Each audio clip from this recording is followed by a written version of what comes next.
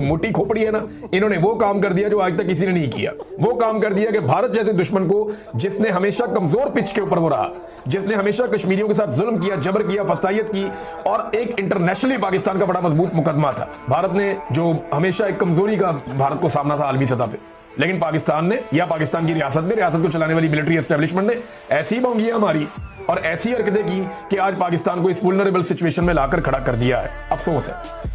चले, कश्मीरियों ने तो अपने हक के लिए बड़ी जबरदस्त लड़ाई की। अब जरा आ जाए पाकिस्तान पे। क्या जैसे कश्मीरियों ने अपना हक ले लिया, ऐसे पाकिस्तान भी अपना हक ले पाएगा, या पाकिस्तानी शहरी भी अपना हक ले पाएंगे?